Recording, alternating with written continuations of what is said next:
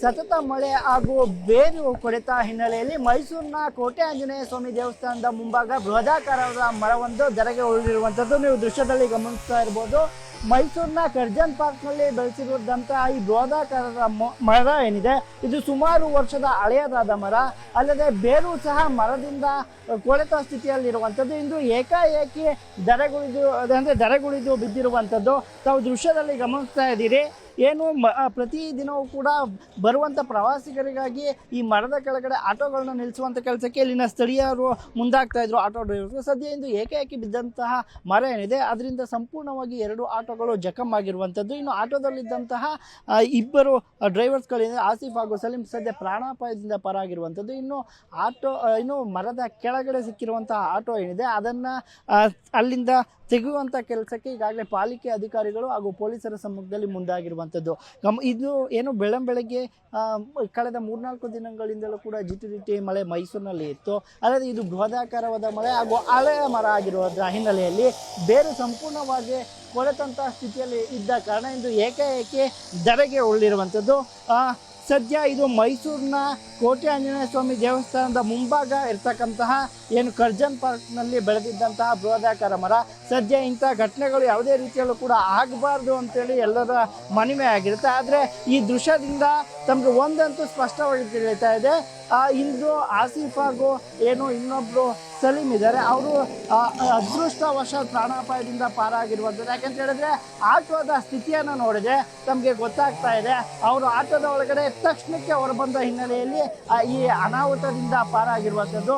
ಇಲ್ಲದಿದ್ದರೆ ಸಂಪೂರ್ಣವಾಗಿ ಅವ್ರಿಗೂ ಸಹ ಏಟಾಗ್ತಿರುವಂತಹ ಸಾಧ್ಯತೆ ಹೆಚ್ಚಾಗೇ ಇರ್ತಿತ್ತು. ಅಲ್ಲದೆ ಈಗ ಸದ್ಯ ಸ್ಥಳಕ್ಕೆ ಆಗಮಿಸಿರುವಂತಹ ಪಾಲಿಕೆ ಸಿಬ್ಬಂದಿಗಳು ಆಟೋವನ್ನು ಅಲ್ಲಿಂದ ತೆಗೆಯುವಂಥ ಕೆಲಸಕ್ಕೆ ಮುಂದಾಗಿದ್ದಾರೆ. ಅಲ್ಲದೆ ಏನು ಇದರಿಂದ ಗಾಯಗೊಂಡಿರುವಂತಹ ಆಸಿಫ್ ಹಾಗೂ ಸಲೀಂ ಆಟೋ ಡ್ರೈವರ್ಸ್ಗಳೇನಿದ್ದಾರೆ ಅವರಿಬ್ಬರು ಇಲ್ಲೇ ವಿಶ್ರಾಂತಿಯನ್ನು ಪಡಿತಾ ಇದ್ದಾರೆ. ಅವರಿಗೆ ಅದೃಷ್ಟವಶಾತ್ ಹೆಚ್ಚೇನು ಗಾಯ ಆಗಿಲ್ಲ.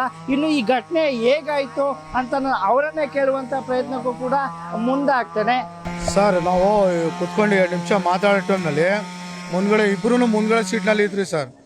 ಮುಂದ್ಗಡೆ ಸೀಟ್ನಲ್ಲಿ ನಮ್ಮ ಮಾಮೂಲಿ ಆಟೋ ಓಡಿಸ್ತೀವಲ್ಲ, ಆ ಮಾಮೂಲಿ ಸೀಟ್ನಲ್ಲಿ ಕೂತ್ಕೊಂಡು 2 ನಿಮಿಷನೂ ಇಲ್ಲ. ಕಟ್ಟು ಅಂತ ನಮ್ಮ ಚಮ್ಮನಿಗೆ ಕೇಳ್ತಂತೆ, ಏನೋ ಕಟ್ಟು ಅಂತ ಈ ಕಡೆ ಗಿಡ ಬಿಡಂಗೆ ಕಾಣ್ತಿದೆ ಅಂದ. ಹೌದು ಕುತ್ಕೊಳ್ಳೋ ಅಂದೆ ನಾನು. ಆದರೂ ಕಟ್ಟು ಅಂತ ಮೇಲ್ಗಡೆ ಬಿತ್ತು. ಹಂಗೆ ನಾನು ಇಬ್ಬರೂ ಕೆಳಗಡೆ ಬಿದ್ದು ಹೆಂಗೋ ಬಚಾವಾಗಿರೋ ಸರ್. ಹಿಂದ್ಗಡೆ ಹಂಗೆ ಬೆಳಿಗ್ಗೆ ಎಡ್ ಬಿದ್ದಿದೆ, ಹಂಗೆ ಮುಂದ್ಗಡೆ ಎಡ್ ಬಿದ್ದಿದೆ ಸರ್. ಆಟೋ ಎಲ್ಲ ಚಿಂದಿ ಆಗಿದೆ ಅಲ್ವ ಸರ್. ನಮ್ಮದು ಸ್ವಂತ ಅಂತೂ ಇಲ್ಲ, ಅದು ಬೇರೆಯವ್ರದ್ದು ಓಡಿಸ್ತಾರೆ ಸರ್. ನಾವು ನಮ್ಮದು ಸ್ವಂತ ಅಂತ ಇಲ್ಲ, ಬೇರೆಯವ್ರದ್ದು ಇಬ್ಬರೂ ಓಡಿಸ್ತಾರೆ ಸರ್ ಬೇರೆಯವ್ರದ್ದು. ನಾನು ಆಟೋ ಇಲ್ಲಿ ಕೂತ್ಕೊದ್ದು, ನಮ್ಮ ಶಬ್ದ ಬಿದ್ದ ಆಟೋ ಮಳ ಬಿಡ್ತಾರ ಬಂದ್ಬಿಡೋ ಬೇಗ ಅಂದ್ರೆ ಬಂದ್ಬಿಟ್ಟ ಸರ್. ನಾನು ಇಲ್ಲಿ ಸೌಂಡ್ ಕೀರ್ತ ಮಳ ಬಿಡ್ತಾರ ಬೇಗ ಬಾರೋ ಆಚೆ ಅಂದ್ರೆ ಬಂದ್ಬಿಟ್ಟ ಬೇಗ. ಇಲ್ಲಿ ಏಟ್ ಬಿಟ್ಟಿದ್ದಾರೆ ಅಷ್ಟೇ. ಇಲ್ಲಿ ಸ್ವಂತ ಇಲ್ವಾ ಸರ್, ಬಾಡಿಗೆ ಆಟೋ. ಬಾಡಿಗೆ ಆಟೋ ಜೀವನಕ್ಕೆ ಏನು ಮಾಡೋಣ ಸರ್, ಈಗ ಏನೂ ಇಲ್ವಾ, ಕಷ್ಟ ಅಂದ್ರೆ ಸರ್ ನಮ್ದು ಏನಿಲ್ಲ, ನಮ್ದು ಹೆಂಗಾರ ನಡಿಬಿಡ್ತದೆ ಸರ್. ಮುಂದ್ಗಡೆ ಓನರ್ದು ನಮಗೆ ಮುಂದ್ಗಡೆ ಉತ್ತರ ಕೊಡೋಕ್ಕಾಗಲ್ಲ ಸರ್. ಯಾಕಂದರೆ ನೀವು ಹೆಂಗಿದ್ರಿ ಹಂಗೆ ತಂದುಕೊಡಿ ಅಂದ್ರೆ ನಾವು ಕೇಳಲೇಬೇಕು ಸರ್. ಓನರ್ ಪರತ್ನ ಇಲ್ಲ, ನಾವು ಓಡಿಸ್ತಿದ್ದೀವೋ ಅವ್ನು ಹೆಂಗೆ ಬೇಕೋ ನೀವು ಹೆಂಗೆ ಇಸ್ಕೊಂಡೋಗಿ ಪರತ್ನ ಕೊಡಿ ಅಂದರೆ ನಾವು ಕೊಡಲೇಬೇಕು ಸರ್. ಅಷ್ಟೇ, ನಮ್ಮದು ಏನಿಲ್ಲ ಸರ್. ಅಂತಂದರೆ ಮರ ಬೀಳುವ ಸಂದರ್ಭದಲ್ಲಿ ಏಕಾಏಕಿ ಸೌಂಡ್ ಕೇಳಿಸ್ತು, ಅದರಿಂದ ನಾವು ಆಟೋದಿಂದ ಹೊರ ಬಂದ್ವಿ. ನಮ್ಮ ಆಟೋದ ಮೇಲೆ ಮರ ಬಿದ್ದು ಸಂಪೂರ್ಣ ಜಖಮ್ ಆಗಿದೆ.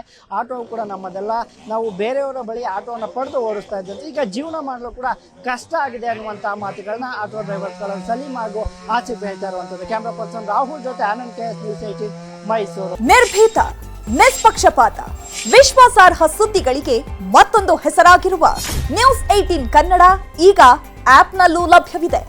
ದಯವಿಟ್ಟು ಇಲ್ಲಿರುವ QR ಕೋಡ್ ಸ್ಕ್ಯಾನ್ ಮಾಡಿಕೊಂಡು ಆಪ್ ಡೌನ್ಲೋಡ್ ಮಾಡೋದಕ್ಕೆ ಮರಿಬೇಡಿ.